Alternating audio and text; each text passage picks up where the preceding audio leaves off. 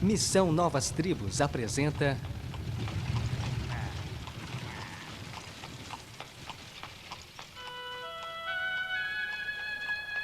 Ital.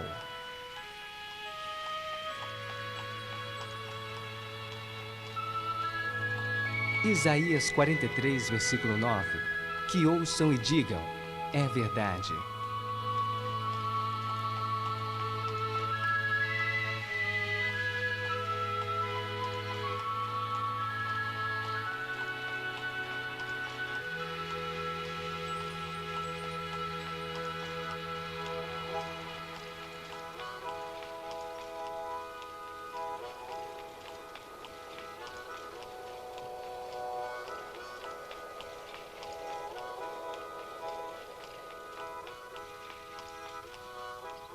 O Vale, terra dos Amish, terra dos Menonitas.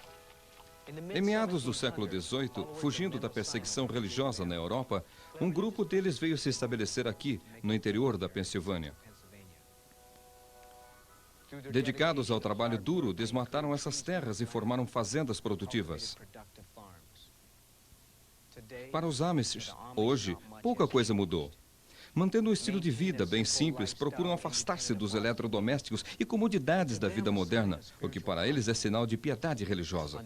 Por outro lado, nem todos os membros da comunidade permaneceram assim voltados ao passado. Alguns preferiram seguir um caminho diferente da modernidade.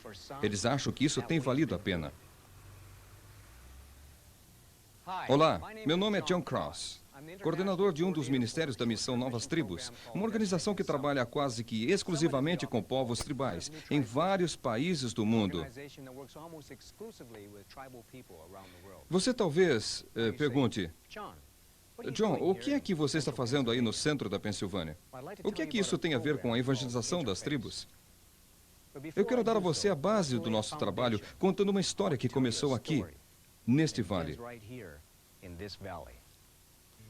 Um dos filhos desta terra é Mark Zook. Há 10 gerações, em 1742, a família Zook emigrou da Suíça para cá. Eles têm vivido aqui desde aquela época. Mas o Mark não ficou. Depois de ouvir um desafio missionário, ele e sua esposa decidiram que também seriam missionários. Eles foram então a uma agência missionária para uma entrevista. Bem, eu tinha 30 anos naquela ocasião e havia concluído apenas o 2º grau. E a agência me disse que eu levaria 4 anos para terminar o curso teológico e naquela altura seria muito velho para aprender uma língua tribal. As pessoas questionavam se eu deveria levar meus filhos para uma tribo ou ir para um clima tropical com os meus problemas de saúde. Eles me diziam, deixe os nativos para lá, eles são felizes do jeito que estão. Rejeitados, mas não derrotados, Mark e sua esposa Glória foram para uma das escolas da Missão Novas Tribos, onde receberam um preparo especializado em evangelização transcultural. Assim que terminaram o treinamento, foram enviados pela sua igreja local até um campo missionário.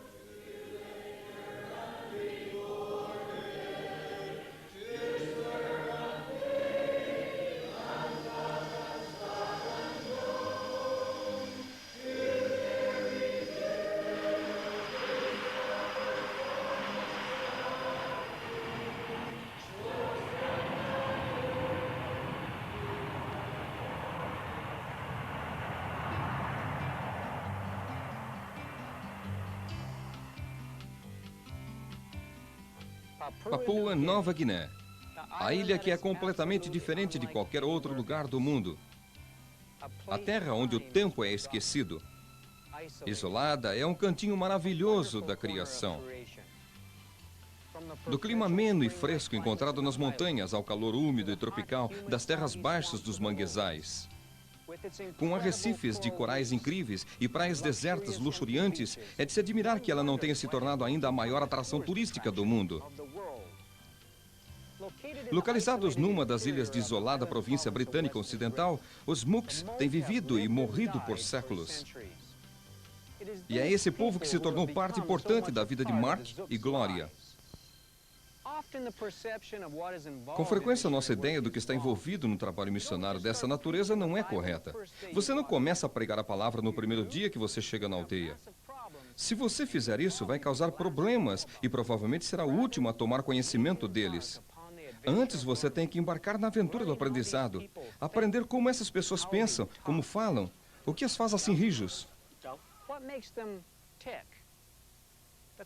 A questão é, por onde começar?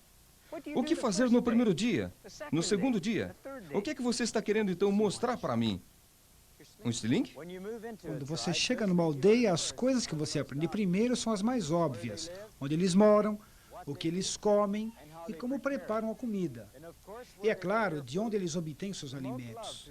Os Moques gostam de comer carne de porco selvagem que eles capturam em redes armadas pelo mato. No dia da caçada, todo mundo levanta bem cedo e todos participam.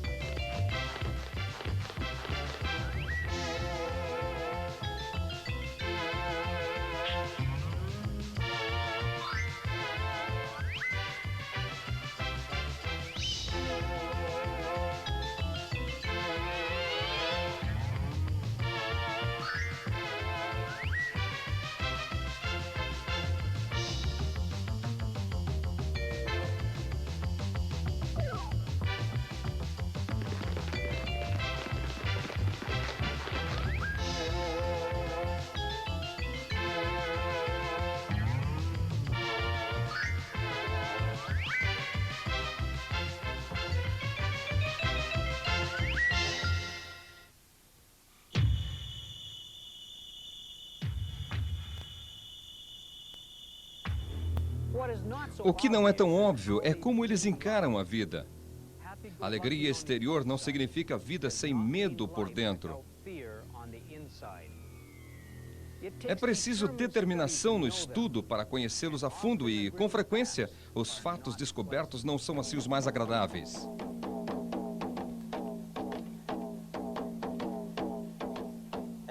À medida que estudamos seus costumes e a maneira de pensar deles, uma das coisas reveladas foi o constante temor e opressão em que esse povo vivia. Um dos aspectos da cultura estava ligado aos ancestrais mortos. Um homem vestia uma grande máscara e saía dançando pela aldeia. Eles criam que esse era o espírito de um ancestral morto voltando.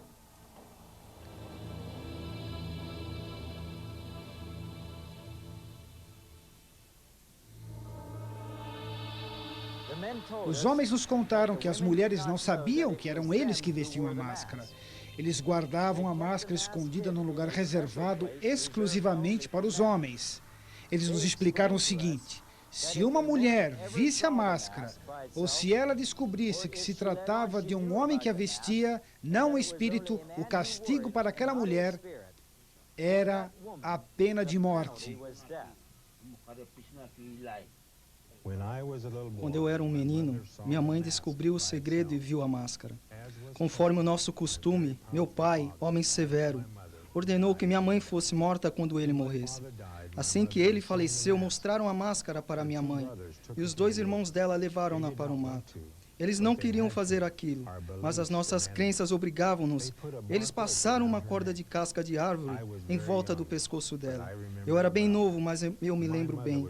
Minha mãe era jovem e eu a amava. Minha mãe foi morta porque ela viu a máscara. Nós vivíamos aterrorizados. Time goes by, the day, the night, and they don't know. Children cry, men live, they die, and they have no hope. So many people just existing.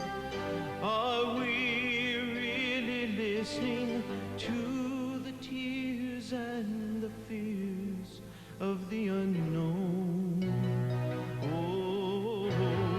Killing to live and living to kill, yet dying in their sin. Their faiths are strong, but they're all wrong. Their gods just can't win. They tremble at the thought of them. The sun, the moon, the birds, the spirits. Oh, how can it be that they just don't know? He is willing that none should perish. He desires each one as his own. He sent his perfect Son to die for them. The Son now reigns next to his Father's throne, but so many just don't know.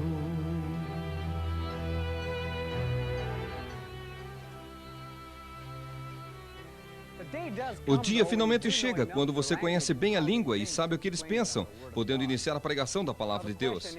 Mas a questão é, por onde começar? A Bíblia é um livro tão grande e nenhum membro da tribo Mook jamais teve qualquer contato como nós temos com as Escrituras. Antes de começarmos a pregar, tivemos que preparar lições bíblicas.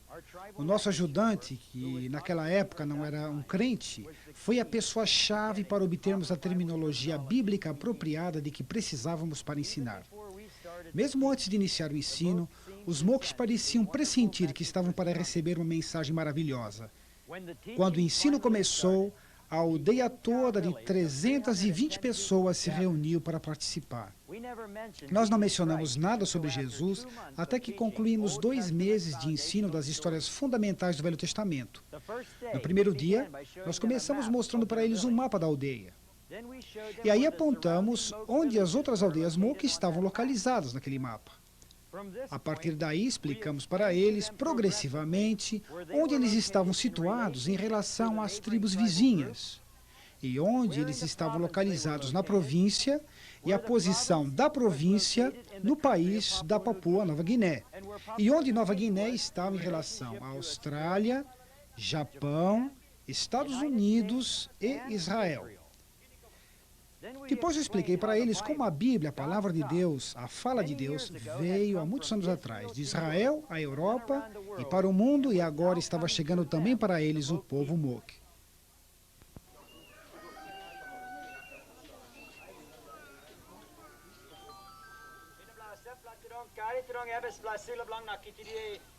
Na segunda lição, nós discutimos as crenças dos diferentes grupos sobre como surgiram na Terra. Os Mooks criam que foram criados por 2 tipos de pássaros. Quando eu falei para eles que há pessoas em nosso país que acham que o homem evoluiu de uma criatura simiesca, eles comentaram, que gente estúpida. Então eu perguntei para eles, de todas essas crenças, qual delas é a correta? E eles disseram, nós não sabemos. Aí eu expliquei para eles que por essa razão, Deus nos deu sua palavra escrita que nunca muda. Começando com Deus, nós explicamos como Ele é, seus atributos. Aí falamos sobre Satanás e seus anjos caídos. Os Mooks acharam que o inferno é o lugar certo para o diabo e que Deus era justo em mandá-lo para lá com os demônios. Depois ensinamos sobre a criação do mundo, e Adão e Eva. Falamos sobre a escolha do homem pecar e explicamos como Deus prometeu um Salvador que viria um dia para nos livrar do pecado. Nas histórias do Velho Testamento que se seguiram, enfatizamos a grandeza e a graça de Deus, a perdição do homem sem esperança por causa do pecado e a provisão de Deus de um sacrifício de sangue através da morte de um cordeiro. Com frequência usamos encenação para ajudá-los a entender o que estávamos ensinando. Quando contei que Deus pediu a Abraão que sacrificasse Isaac, surgiu um dilema. Abraão era um homem obviamente piedoso, de forma que ele deve obedecer a Deus. Mas foi através de Isaac que o Salvador foi prometido. Eu sei que Abraão vai obedecer e que Deus salvará a vida de Isaac, talvez com um cordeiro como substituto. Antes de terminar a história, 4 homens vieram individualmente me sugerir que Abraão obedeceria a Deus e que ele interviria salvando a vida de Isaac, providenciando um cordeiro como seu substituto.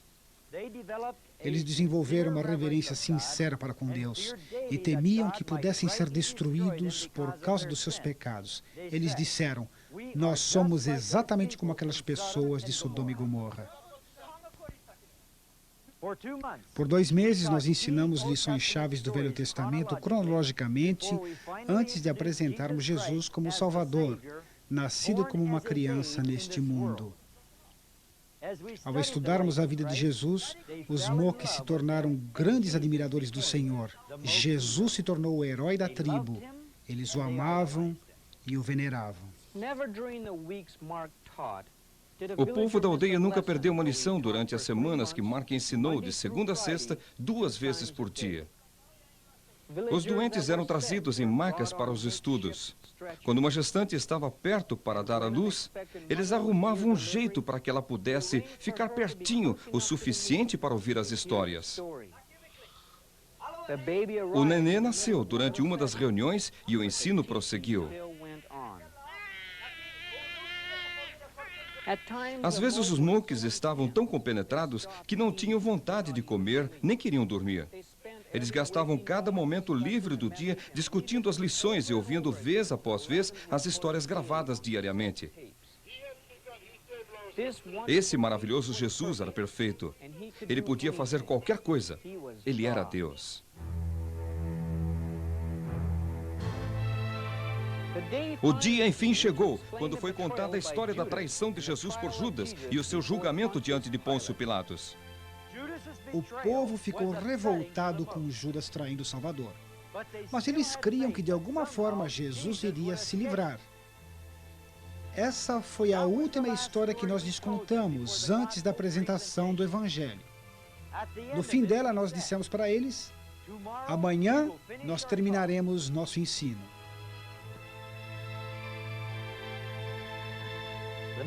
Na manhã seguinte, a aldeia toda estava reunida antes do nascer do sol e eu comecei apresentando Jesus diante de Pilatos.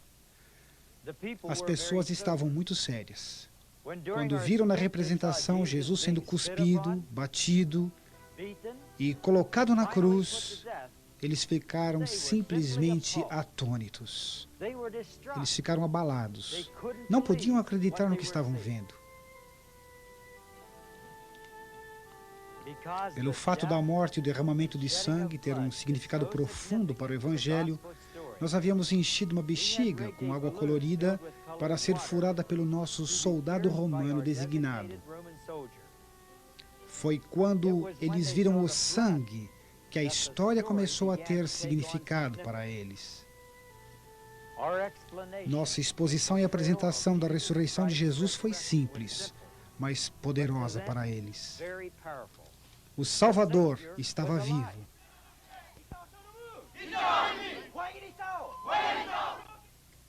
Depois eu voltei novamente às histórias do Velho Testamento e, começando com Abel, expliquei que Jesus é o nosso sacrifício aceitável, da mesma forma que o sacrifício de Abel foi aceito por Deus. Quando eu finalmente cheguei na história de Abraão e Isaac, eu disse para eles: escutem, assim como o cordeiro foi o substituto para Isaac, a morte de Cristo e seu sangue derramado são um substituto para vocês. Nesse ponto, a luz verdadeiramente raiou. Eu podia ver e ouvir por toda a multidão a reação positiva deles para com a mensagem. Eu creio, eu creio, eu creio. Coloquei-me no meio deles e perguntei o que eles achavam. E de todos os lados surgiram respostas como esta.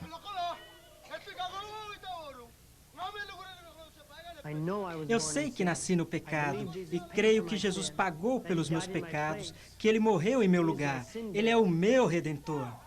Eu vivia em pavor, procurando agradar os espíritos. Eu não conhecia nenhum jeito para me libertar dos meus pecados, mas Deus, por sua graça, enviou vocês até nós. Eu escutei e criei no sangue e na morte de Cristo como pagamento pelos meus pecados. Eu creio e Deus me perdoou. Naquele dia, quase toda a aldeia manifestou sua fé no Senhor Jesus Cristo. Houve um tremendo sentimento de libertação. Os Moques são geralmente o povo reservado. Mas quando os convertidos sentiram a libertação de seus pecados, um regozijo espontâneo brotou no meio deles. Vejam o que aconteceu.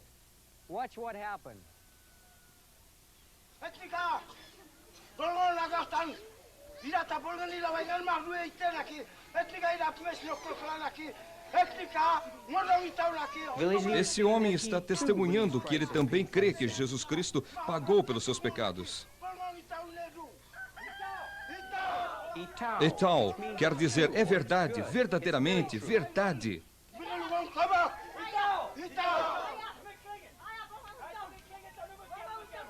Vovó também se regozija no fato que ela também crê. Muitos outros deram seus testemunhos de que creem que Jesus Cristo levou os seus pecados sobre si. Marcos diz que se eles creem, então a palavra de Deus diz que seus pecados estão perdoados. E tal, é verdade.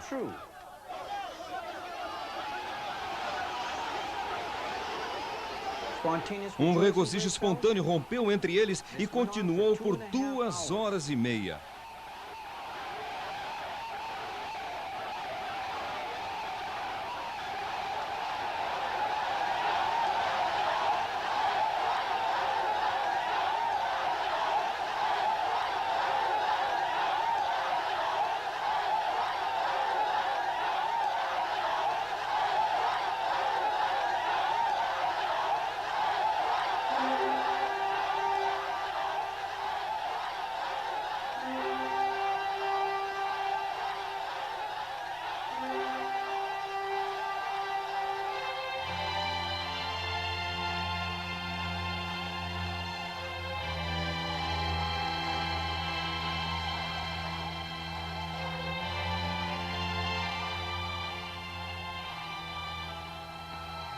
Sr. Zook, nós consideramos o seu interesse em nossa agência missionária, mas sentimos muito que vocês não sejam adequados para o campo. São muito velhos. Glória, não se aflijam por causa desse povo. Considere sua saúde e suas crianças. Marcos e Glória, como igreja, nós vamos ficar na retaguarda de vocês. Nós vamos orar por vocês e sustentá-los. Ide em nome do Senhor.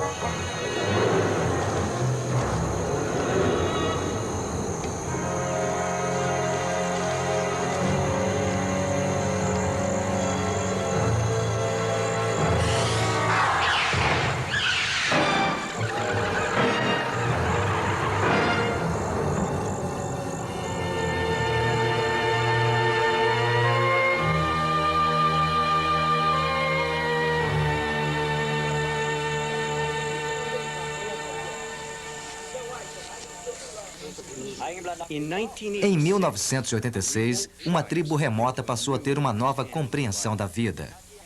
Essa compreensão veio através da Bíblia. E esse processo foi documentado pelo vídeo Etal. O trabalho, porém, não parou. E nesse vídeo, a história continua. Mark, tem sido muito bom passarmos esse tempo com você e com sua família novamente. E podemos ouvir de vocês aquilo que está acontecendo com o povo da tribo Moke. Você chegou nessa tribo em 1983 e creio que a vida deles, então, era bem diferente daquilo que muitos pensam ser a vida numa tribo. Conte-nos um pouco sobre isso. Veja, John, uma das impressões que muitos têm sobre os povos indígenas é que eles vivem numa sociedade ideal, feliz com suas crenças e seu modo de vida. Sim, o que você está dizendo é realmente verdade. Parece que muitos pensam assim. E o que eu gostaria de fazer antes de vermos como vive a tribo Moke hoje é voltarmos um pouco no tempo. No primeiro vídeo que fizemos, Etal, nós descrevemos a sociedade Moke como uma sociedade fundamentada no engano. Nós mostramos como os homens vestiam uma máscara que representava um ancestral morto, e também como eles dançavam. Nós vimos como uma mulher poderia ser morta se ela revelasse saber que quem personificava aquela máscara era apenas um homem. E já várias vezes foi feita a pergunta: as mulheres não percebiam que era somente um homem? Elas realmente achavam que era um espírito? As mulheres sabiam que era somente um homem atrás daquela máscara. Elas percebiam ao verem os pés, nos quais reconheciam cicatrizes, quem sabe um dedo quebrado ou algo que revelasse a identidade de quem usava aquela máscara. E se uma mulher revelasse saber quem era? Bem, então ela teria que ser morta. É isso que os homens da tribo me explicaram, era o costume deles. Outra coisa que os homens faziam era obrigar as mulheres a fazerem muita comida para o espírito da máscara. E não estou exagerando ao dizer que era muita, eu já vi. Era um exagero. E não era nada fácil. As raízes têm de ser desenterradas, carregadas pelas escorregadias trilhas montanhosas e então preparadas. E à noite, os homens faziam uma grande festa em sua maloca, onde a presença das mulheres era proibida.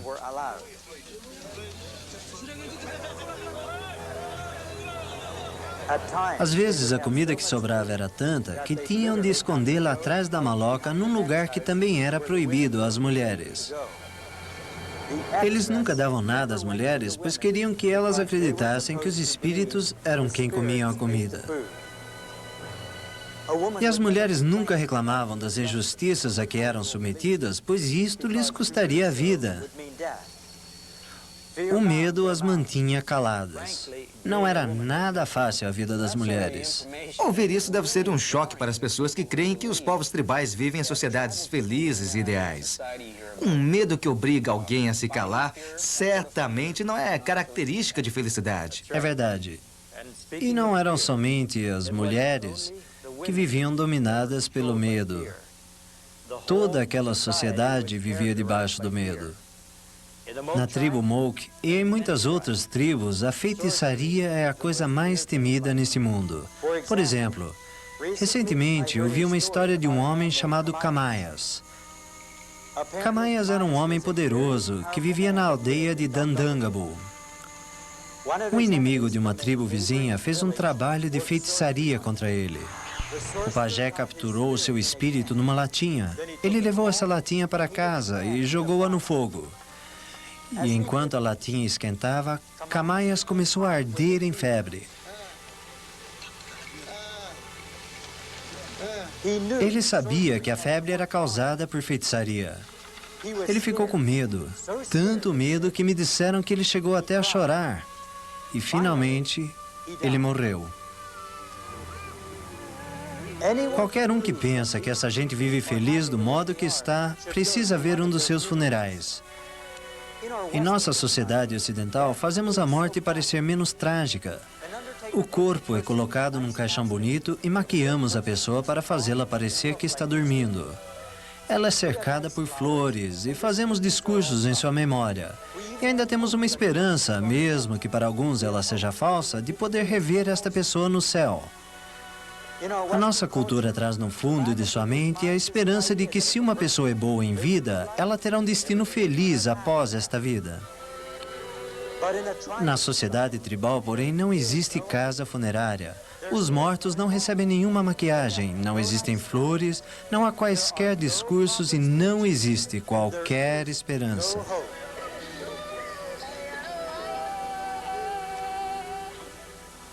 Bem, pelo menos vocês foram lhes ensinar da esperança eterna que temos na palavra de Deus, a Bíblia. Mas, Mark, fale-nos um pouco sobre como vocês ensinaram essa gente. Claro. É esta parte que realmente me anima. Nós tomamos a Bíblia e, começando em Gênesis, ensinamos em sequência cronológica, escolhendo passagens-chave sobre Deus, quem Ele é, como Ele é, e tópicos como o pecado, o que é, quem é pecador e o julgamento desse pecado. Cada tema e cada lição se baseavam nas anteriores, como numa revelação progressiva da palavra de Deus.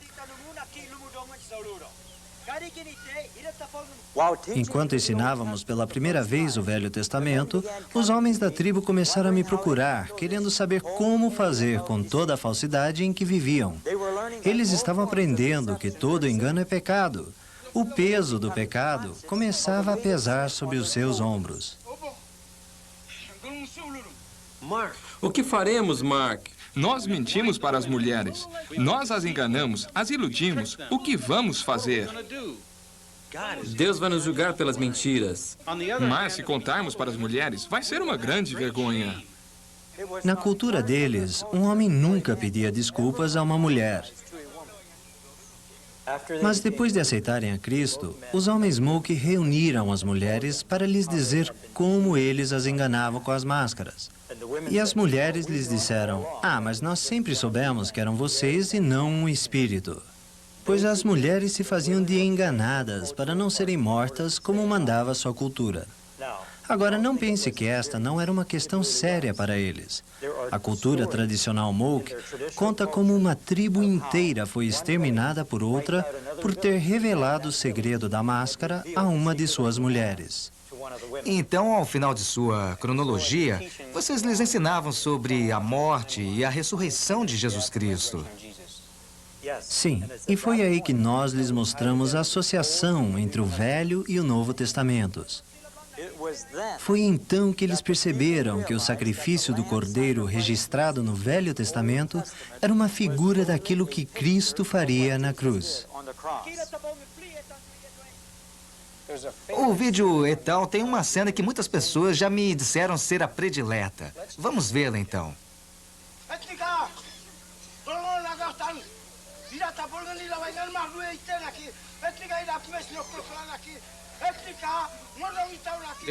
Um líder da aldeia está dizendo que ele também crê que Cristo morreu pelo seu pecado. Etal, eles dizem, é bom, é verdade, é a pura verdade.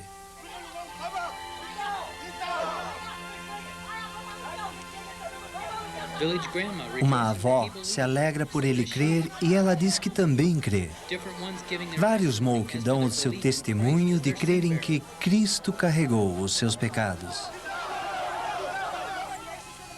Eu disse: se vocês realmente creem, então a palavra de Deus diz que os seus pecados estão perdoados. É tal, é bom, é verdade. E um júbilo espontâneo se espalha entre os Moke numa celebração que durou 2 horas e meia. Todo o desânimo e cansaço das longas horas de estudos culturais e linguísticos que passamos, de repente se tornaram insignificantes. Aquelas primeiras horas, depois de completarmos o plano do Evangelho, fizeram com que tudo valesse a pena. Mark, a última coisa que eu estaria pensando naquele dia seria: qual o próximo passo? Mas você me disse que naquele dia aconteceu uma coisa que se tornou um marco histórico no crescimento desses novos crentes em Cristo. Eles festejaram por um longo tempo, e enquanto eu ouvia aqueles testemunhos e via todo aquele júbilo, me veio à mente aquilo que um pastor me compartilhou na América. Ele disse: A primeira coisa que faço é estimular os novos convertidos a compartilharem as boas novas com outros. Ele queria que eles fizessem isto antes de descobrirem que muitos crentes em Jesus não compartilham sua fé. E foi isto que me veio à mente naquele momento, em meio à alegria dos novos convertidos. Então, naquele mesmo instante, eu comecei a perguntar: quando é que vocês vão contar essas boas novas às outras tribos? E, de repente, todos se aquietaram. Então, eu insisti na pergunta. Ninguém respondia. Ninguém. E os Moke não são assim. Eles sempre respondiam às perguntas. Então, eu lhes perguntei o que eles estavam pensando. Um deles, o Mendo, respondeu dizendo: sim, nós iremos, mas nós não temos nenhuma ideia de como fazer isso. E todos se uniram a ele dizendo animadamente: sim, nós iremos. Assim eu respondi: muito bem, eu vou lhes mostrar como se faz.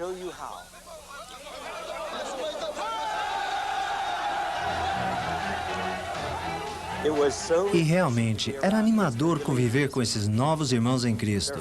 A sua fé era tão simples. Por exemplo, pouco tempo depois, eu estava ensinando o livro de Atos. E no 4º capítulo, nós líamos aquela parte em que os apóstolos Pedro e João deram seu relatório à igreja. O texto diz: ouvindo isso, levantaram juntos suas vozes a Deus, dizendo: ó soberano, Tu fizeste o céu, a terra, o mar e tudo o que neles há. E ali eu estava, lendo sobre o Deus Criador de todas as coisas, do céu, da terra, e cheguei no versículo 31. Depois de orarem, tremeu o lugar em que estavam reunidos. Pois exatamente após eu ler esta passagem, ocorreu um tremendo terremoto. Eu saí correndo e gritando para que eles saíssem debaixo de onde estavam, para que nada caísse em cima deles. Mas sabe, eles ficaram ali sentados. Eu não me esqueço da reação de Aplas. Ele tinha um enorme sorriso e olhava tranquilamente de um lado para o outro. Eles não estavam nem um pouco preocupados. Sua atitude era: é isso aí. É assim o nosso grande Deus. Ele está simplesmente demonstrando como foi que ele fez naquele dia. Ele está nos mostrando o seu poder agora.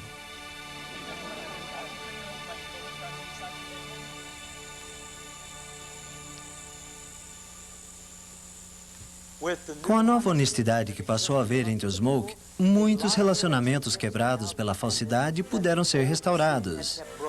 Os maridos passaram a mostrar mais amor e cuidado pelas suas esposas. Eles pararam de enganá-las e as surras que lhes davam tornaram-se coisa do passado.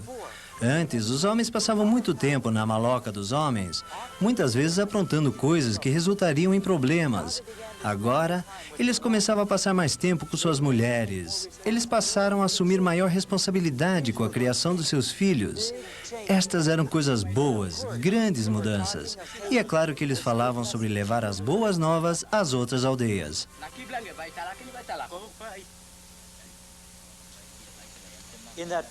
Na primeira semana, depois deles se converterem, apareceram 3 homens de uma aldeia vizinha querendo saber se nós os ensinaríamos. Eles têm luz nos seus olhos, mas nos nossos olhos só trevas. Quando olhamos nos olhos uns dos outros, só vemos escuridão. Nos olhos destes que vocês ensinaram, vemos luz. Nós queremos esta luz.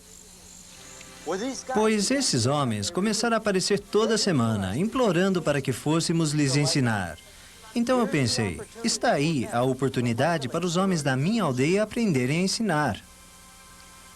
Bem, desde o início você implementou uma estratégia na qual eles aprenderiam a ensinar pelo seu exemplo. E eu tenho aqui um diagrama que eu gostaria que você nos explicasse a sua estratégia. Os passos básicos foram os seguintes. Na segunda aldeia, eu ensinei e eles me ajudaram. E o que realmente ficou claro foi que os novos convertidos perceberam que eu estava ensinando esta nova aldeia exatamente da mesma maneira que eles haviam aprendido. Um passo de cada vez. De A para B, de B para C. Era exatamente o mesmo processo. E isso realmente animou os novos crentes da primeira aldeia. Então eu comecei a pedir que alguns deles me ajudassem a ensinar. Eles ficaram com bastante medo a princípio, mas se deram muito bem e foram ganhando confiança com o passar do tempo.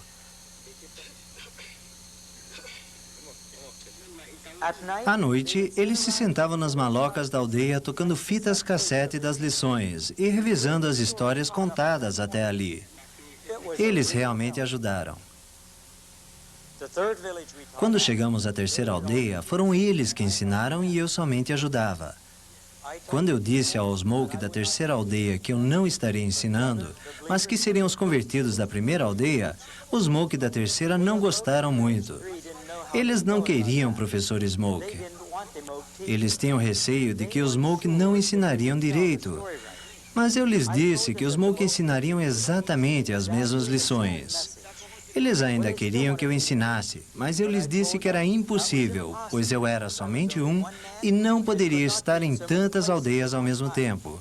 Seria um professor Moke ou então nada feito. Não havia mais ninguém que ensinasse. Bom, aí eles aceitaram bem depressa e aconteceu assim mesmo. Os Moke da primeira aldeia ensinaram tudo e eu somente os ajudei. Na quarta aldeia, os Moke ensinaram e eu só assisti. E isso já se estendeu a 12 aldeias? Sim. E desde a quarta aldeia, os professores foram os Moke.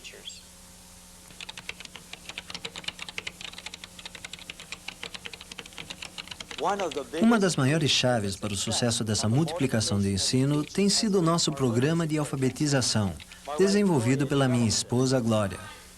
A fome pela palavra de Deus pode ser muito grande, mas se você não tem pessoas que possam ler a Bíblia, então não terá professores habilitados e você terá um problema nas mãos. Eu tenho traduzido literatura com toda a rapidez possível, a qual imprimimos numa impressora a laser e tiramos múltiplas fotocópias desse material. Minha filha Nicole tem muitas vezes nos ajudado com isso, e nós colocamos as cópias nas mãos dos Moke. A motivação para se aprender a ler é muito maior quando há uma variedade de literatura disponível. À medida que alfabetizamos os Moke, nós os temos estimulado a escreverem suas próprias histórias em seu idioma. E nós temos também colocado esse material à disposição. Em média, nós consumimos cerca de 8.000 folhas de papel por mês. Agora, não foi fácil os Moke deixarem sua aldeia por outras. Às vezes, pensamos que é mais fácil para obreiros ou professores indígenas, missionários indígenas, deixarem os seus lares, mas não é. Eles têm suas próprias terras, suas plantações, suas áreas prediletas de caça e pesca, sua família e seus amigos. E muitas vezes, os lugares para onde vão são muito estranhos para eles. Eles terão de viver entre povos que lutavam contra seu povo, que faziam feitiçarias contra eles. E estes locais ficam muito longe da ajuda médica que nós oferecemos. Para eles é um verdadeiro sacrifício e requer uma real dedicação. Eu me lembro de Tawal, um dos nossos professores. Ele disse, sabe, na verdade eu não preciso ir. Eu poderia ficar aqui, mas eu sinto que Deus quer que eu vá, e isto basta. Assim eles vão. Nós temos 15 professores treinados em alfabetização e 42 professores bíblicos. E eles estão trabalhando em 12 aldeias. Sim, nós escolhemos uma dessas aldeias e do material bruto que vocês filmaram, nós montamos uma breve sequência de imagens. Vamos acompanhar a partir do último dia de ensino em que os professores encenam a vida de Cristo. Existem alguns crentes entre os espectadores que vieram nesse dia, mas eu acredito que a maioria que se vê é de não crentes. Muito bem. Aqui vemos Jesus sendo trazido perante Pilatos. Eles estão fazendo as acusações contra ele.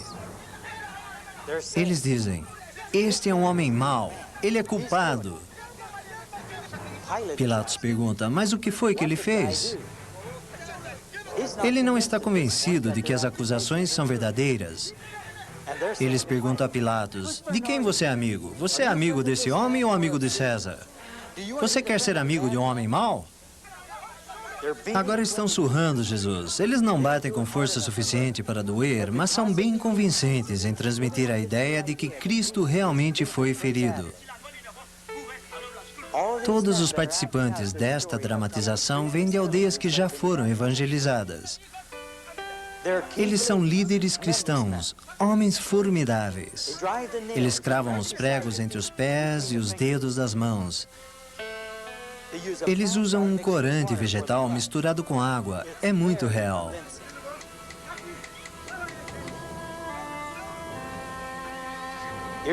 E aqui os vemos representando o povo que zombou de Jesus. Ei, você aí na cruz, você ajudou os outros, vamos, ajude a si mesmo.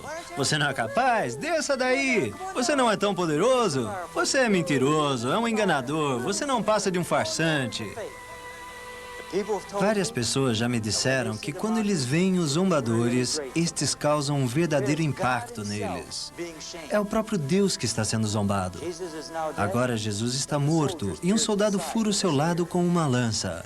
Nós colocamos um saco plástico com corante vermelho para simbolizar o sangue derramado. E é então que muitos, ao verem o sangue escorrer, fazem a ligação com o sacrifício dos cordeiros no Velho Testamento. Um moço me disse que quando viu o sangue ele pensou, sim, é isto. Jesus é o cordeiro verdadeiro. Eu sabia, eu sabia. Agora estão retirando Jesus da cruz e colocando-o no túmulo. E durante toda esta dramatização, um dos professores está explicando detalhadamente à plateia aquilo que está acontecendo. É importante que eles compreendam cada etapa da dramatização. Esta porta de casca de árvore simboliza a pedra que foi rolada do túmulo vazio. Mark, isso é realmente muito bom. E é claro que aí vocês explicam que Cristo está realmente vivo. Exatamente. E no final, Cristo aparece dando a grande comissão, dizendo que devemos ir a todo mundo e pregar estas boas novas a todos. Agora vemos um professor muito animado. O seu nome é Tawal e ele está tão comovido que está tendo dificuldade para começar a falar. Mas ele está voltando ao Velho Testamento para explicar como aquelas passagens explicam a razão da vinda de Cristo. Ele começa lá em Gênesis e vai avançando pelo Velho Testamento, destacando o princípio que se encontra em Levítico 17:11. Porque a vida da carne está no sangue, pelo que vô-lo tenho dado sobre o altar para fazer expiação pelas vossas almas, porquanto é o sangue que faz expiação em virtude da vida. E também a passagem de Hebreus 9:22, sem derramamento de sangue não há perdão, perdão dos pecados. Ele está ensinando como um carneiro foi oferecido por Abraão no lugar de Isaque. E isto realmente ajuda a mostrar como somos pecadores sob condenação, merecedores de castigo. E então a morte de Cristo derramando seu sangue para pagar pelo nosso pecado. Bem, agora vemos alguns que começaram a entender e que estão se levantando para testemunhar que creem que Cristo morreu em seu lugar pelos seus pecados. Eles começam a se levantar, homens, mulheres e crianças. E o professor lhes faz perguntas para ter certeza que eles realmente entenderam. Mas, Mark, nos diga, o que é que eles estão dizendo? Hoje eu aprendi a verdade. Eu creio na morte e no sangue como pagamento em substituição pelo meu pecado. Jesus tomou meu lugar e o meu pecado está perdoado. O professor lhe pergunta, se você morresse agora, o que aconteceria com você? E ele responde, eu iria para o céu. O professor pergunta, e por que você diz isso? Ele responde, porque eu realmente creio que a morte e o sangue de Jesus Cristo tomaram meu lugar pelo meu pecado. Os testemunhos são todos parecidos, mas os professores fazem suas perguntas especificamente para cada pessoa. Se é uma pessoa que tinha um passado de boas ações, eles tentarão descobrir se ela está se baseando em qualquer mérito próprio para ser salvo. Este questionamento foi ideia dos Smoke.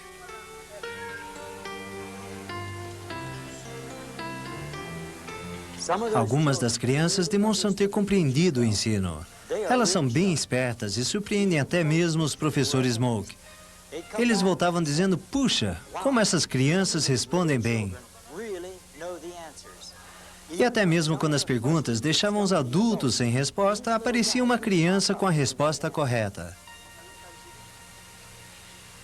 E então, De repente, eles começam a correr e gritar. Não temos reação equivalente a esta em nossa cultura. É simplesmente o resultado de uma tremenda libertação emocional. Quando eles percebem que os seus pecados estão perdoados, já não há mais condenação. A culpa, o peso e a escuridão são coisas do passado. Eu e a minha família acabamos participando também. Fica difícil manter a câmera firme. Este júbilo se estendeu por um bom tempo. Mas então, repentinamente, eles se deram conta de que todos os seus antepassados haviam passado desta vida para uma eternidade sem Deus. E os gritos transformaram-se em prantos. Seus lamentos eram muito sinceros. Isso não tem ocorrido em todas as aldeias em que ensinamos, mas aconteceu aqui. Eles choraram por um tempo e depois voltaram a cantar e a festejar. Mark, o que eles estão cantando? Nesta canção, a letra diz: hoje, o Deus verdadeiro estendeu graça e misericórdia a nós. Hoje, a graça de Deus que é tão boa alcançou a nós, povo Moke. E hoje eu creio em Deus. Ele, Jesus Cristo, é nosso verdadeiro Senhor e Mestre. Deus tem, sem dúvida, feito grandes coisas nessa tribo Moke. Ele ainda não terminou. Tudo isso é apenas o início. Homens e mulheres ainda estão se apresentando como voluntários para levar o evangelho a outras aldeias. Os Moke não têm somente evangelizado seu próprio povo, mas agora começam a se estender a tribos com outros idiomas, exatamente como os apóstolos no Novo Testamento. E eles são comissionados e enviados por aqueles que se incumbem de sustentá-los. Eles ajuntam todos os seus pertences e vão. Eles encaram obstáculos tremendos. Eles têm de fazer enormes sacrifícios, mas ainda assim eles vão. E faltam ainda muitas tribos de grupos linguísticos que ainda não têm um missionário. Os homens que vemos conversando com Mark Zook são de uma delegação enviada para pedir que missionários se mudem para sua aldeia. Sua tribo é de um grupo linguístico totalmente diferente. E eu creio que Deus quer que eles, de algum modo, também conheçam o Evangelho. Há 2000 anos, o apóstolo Paulo escreveu palavras nesse sentido, que ainda são válidas hoje. Sempre fiz questão de pregar o Evangelho onde Cristo ainda não fosse conhecido, de forma que não estivesse edificando sobre alicerce de outro. Mas antes, como está escrito, hão de vê-lo aqueles que não tinham ouvido falar dele, e entenderão aqueles que não o haviam escutado. Um pouco antes de nos mudarmos para a tribo em 1984, um grupo de homens Moke vieram caminhando lá das montanhas. Eles procuraram um dos nossos missionários e disseram: nós queremos que o missionário vá viver conosco. E eles falavam sério. Eles traziam um bom dinheiro consigo, 20 quina. Era a maneira Moke de dizer: ei, escutem, nós queremos comprar um missionário.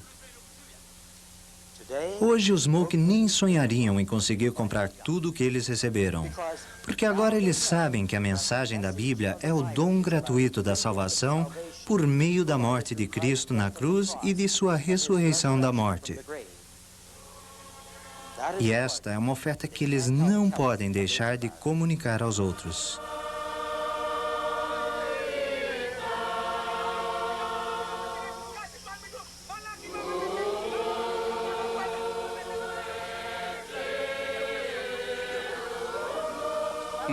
Mark nunca ensinou esse hino aos Moke. Ele nem sabe onde ouviram. Mas a nossa equipe de vídeo descobriu que bastava cantarem uma vez uma canção para que os Moke gravassem a melodia. E para essa melodia que vocês ouvem ao fundo, os Moke compuseram sua própria letra para glorificarem a Deus.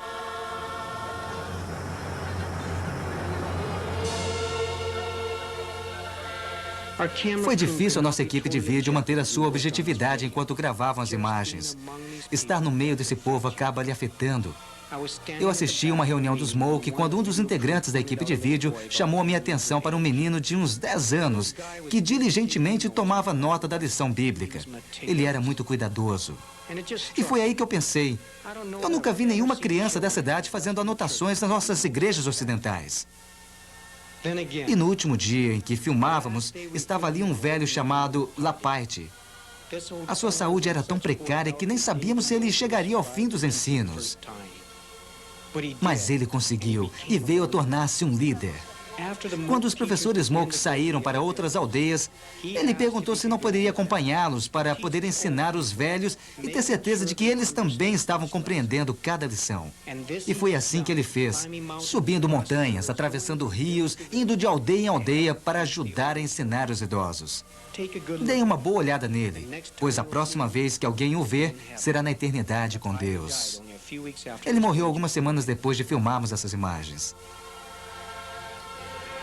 Sabe, eu creio que se a força de uma igreja pode ser medida pelos seus jovens e os seus velhos, então eu sou obrigado a concluir que nós temos muito que aprender dos nossos irmãos, o povo Moke.